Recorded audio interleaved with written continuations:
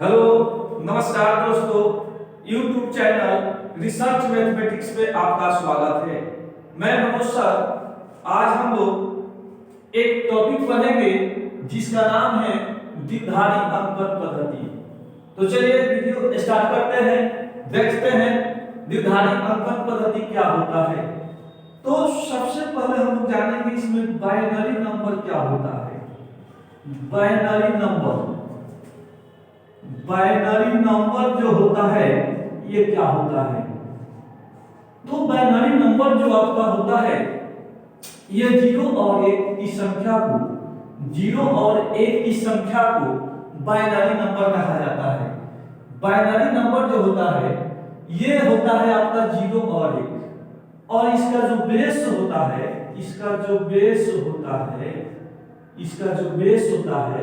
ये आपका बेस जो इसका बनता है ये बेस आपका 2 होता है।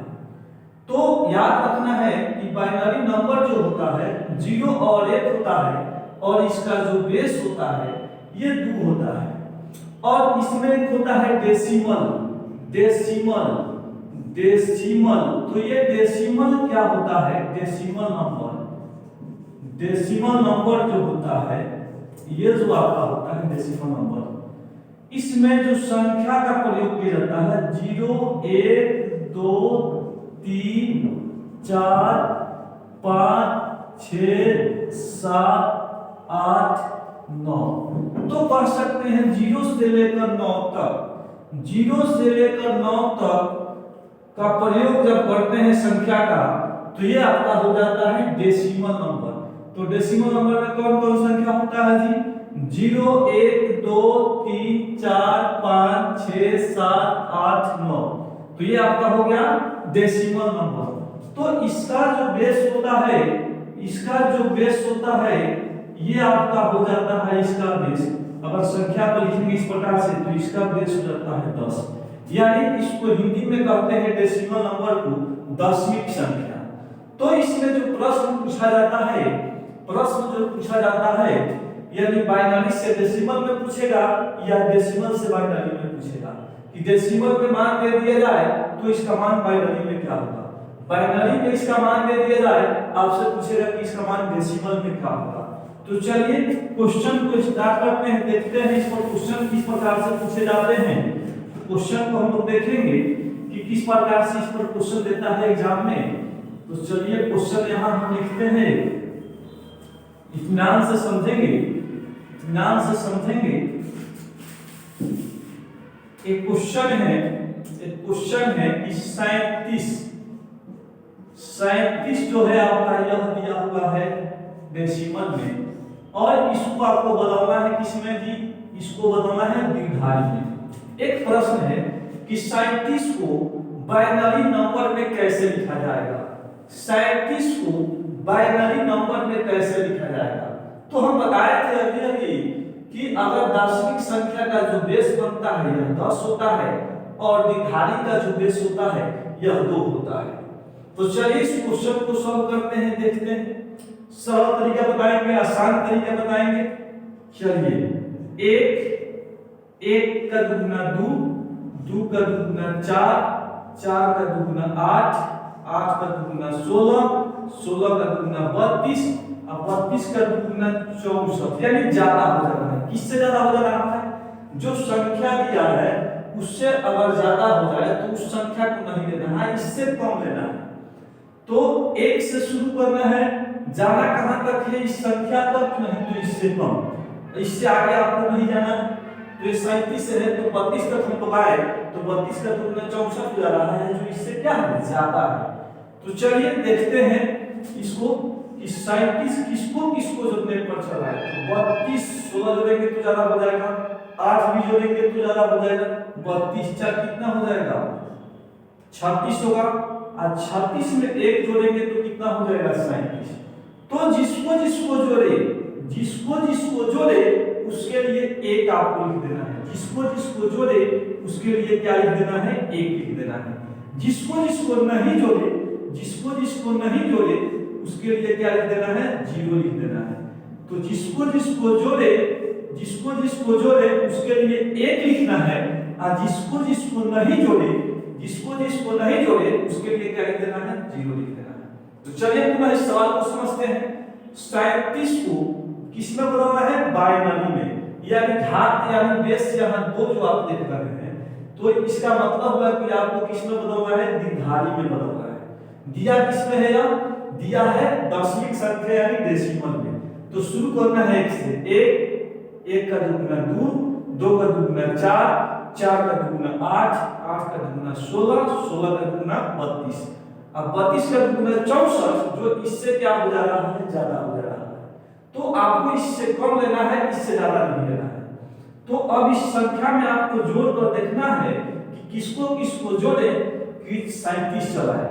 तो 32 और 4 जोड़ेंगे तो 36, और 36 से 1 जोड़ेंगे तो कितना आएगा, 37 आएगा। तो बताए हैं कि जिसको जिसको जोड़े उसके लिए 1 का प्रयोग करना है, और जिसको जिसको नहीं जोड़े उसके लिए 0 का प्रयोग करना है।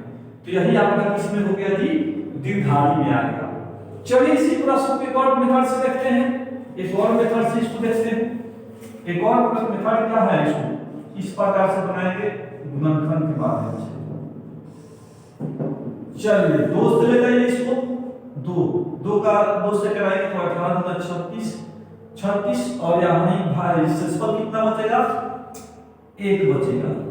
फिर 2 से ले जाइए, 2 9 18, शेषफल 0 होगा। फिर 2 से ले जाइए, 2 14 8, शेषफल कितना होगा, 1 होगा। फिर 2 से ले जाइए, 2 दूना 4, शेषफल कितना, 0 होगा। फिर 2 से ले जाइए, 2 एकम 2, शेषफल कितना होगा, 0। अब यहाँ सवाल पूर्णतः आपका बन चुका है। अब यहाँ से चलना है, तो यहाँ से चलना है तो 1 है, उसके बाद 0 है, फिर उसके बाद 0 है, फिर 1 है, फिर 0 है, फिर 1 है। तो देखिए आपका क्वेश्चन सॉल्व हो चुका है। ध्यान से देखिए, इसी प्रश्न को इस मेथड से बनाया गया, दूसरा मेथड से। तो 1 0 0 1 0 1, तो इस प्रकार से भी आंसर यही आया और इस प्रकार से भी आंसर यही आया।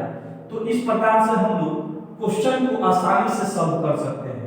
यानी आपको डेसिमल में दिया जाए और आपको कहे कि इसका बाइनरी में मान क्या होगा, तो बाइनरी में इस प्रकार से हम लोग दोनों मेथड का प्रयोग कर आसानी से प्रश्नों को हल कर सकते हैं।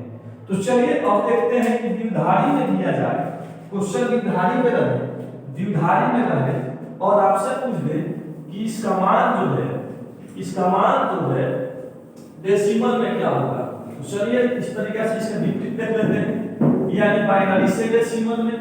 हम लोग सीखे क्या सीखे, डेसिमल से बाइनरी में बनाना। अब सीखेंगे हम लोग बाइनरी से डेसिमल में। जैसे एक यहाँ पर क्वेश्चन में लिए 1 1 1 0 0 1 0 1, ये दिया है बाइनरी में। इसको बनाना है किसमें, बनाना है आपको दशमिक संख्या की डेसिमल में। तो चलिए शुरू करते हैं इसको बनाना। कितना, 1 2 3 4 5 6 7 8। पहले इसको लिख लीजिए 1 0 1 0 0 1 1 1। वही में फर्क बनाएंगे, 1 एकम 1, 1 का दुगुना 2, 2 का दुगुना 4, 4 का दुगुना 8, 8 का दुगुना 16, 16 का दुगुना 32, 32 का दुगुना 64, 64 का दुगुना 128। चलिए क्वेश्चन सॉल्व हो चुका है। अब देखना है इसमें कि किसको किसको जोड़े। तो बताया गया है कि 1 वाले को ही जोड़ना है, 0 वाले को छोड़ देना है। यानी 0 वाला छोड़ दीजिए, इसको भी छोड़ दीजिएगा, इसको भी छोड़ दीजिएगा। तो 1 वाला मान क्या है, 128 है। फिर 1 वाला मान क्या है, 64 है। फिर 1 वाला मान क्या है, 32 है। अब फिर आइए यहाँ पर कितना है, 4 है। फिर यहाँ पर आइए कितना है, 1 है। यानी 1 वाला मान 1 2 3 4 5 गिन लीजिए, 128। 1 वाला मान फिर कितना है, 64, फिर 32, फिर 4 और फिर 1। सबको जोड़ते हैं। जोड़ने के बाद देखते हैं इसका मान क्या रहा है। 1 4 5, 5 4 2 7, 7 4 11, 11 8 कितना होता है जी 19, हासिल 1 होगा तो 3 1 4, 4 6 10, 10 को कितना होगा 12, हासिल 1, 1 1 2। तो हम कह सकते हैं कि यानी इसका इस बाइनरी का डेसिमल यानी डेसिमल में जो मान होगा वह कितना होगा यहाँ पर 229 होगा। कितना होगा जी 229 होगा। अब पुनः इस प्रश्न को हम लोग देख लेते हैं सत्यापित करके कि क्या 229 को फिर हम बदलते हैं बाइनरी में तो इतना मान प्राप्त होता है कि नहीं। तो चलिए इसको देखते हैं पुनः 229 का मान इतना आ रहा है कि नहीं आ रहा है। पुनः इसको हम लोग सत्यापित करके देख लेते हैं। देखेंगे ध्यान से, वीडियो में बने रहिए। 229 से 1 का दुगुना 2, 2 का दुगुना 4, 4 का दुगुना 8, 8 का दुगुना 16, 16 का दुगुना 32, 32 का दुगुना 64, 64 का दुगुना 128, 128 का दुगुना कितना हो जाएगा 256 हो जाएगा, जो इससे ज्यादा है। और इसमें आपको निश्चय करना है, अब इसमें आपको निश्चय करना है किसको किसको जोड़े इसमें कि उसका मान जो है 229 चला है। तो 128 जोड़िए, फिर 64 जोड़िए, फिर 32 जोड़िए, फिर 4 जोड़िए, फिर 1 जोड़िए, जोड़ कर देख लीजिए। 128 है और यहाँ पर 128 को जोड़िए, फिर 64 को जोड़िए, फिर 32 को जोड़िए और फिर 4 को जोड़िए और फिर 1 को जोड़िए, जोड़ कर देख लीजिए। 1 का 4 5, 5 4 7, 7 4 11, 11 कितना हुआ जी 19, 19 के 9 हासिल 1, 3 1 4, 4 6 10 अब 12, हासिल 1 1 2, यानी देखिए 229 प्राप्त हो रहा है। तो जिसको जिसको जोड़े उसके लिए कितना का प्रयोग करना है 1 का, जिसको जिसको जोड़े उसके लिए 1 का प्रयोग करना है, जिसको जिसको नहीं जोड़े उसके लिए 0 का प्रयोग करना है, जिसको जिसको नहीं जोड़े उसके लिए 0 का प्रयोग करना है। तो देखिए तो क्वेश्चन में पुनः यह प्राप्त हो चुका है, मिलाइए 1 1 1 0 0 1 0 1, 1 1 1 0 0 1 0 1 पुनः प्राप्त हो गया। तो अगर किसी में भी दिया रहे यानी बाइनरी में दिया रहे, आपको डेसिमल में बदलने के लिए दिया जाए तो आसानी से बदल सकते हैं, डेसिमल को बाइनरी में, बाइनरी को डेसिमल में। तो चलिए आज के लिए इतना ही, तब तक के लिए नमस्कार।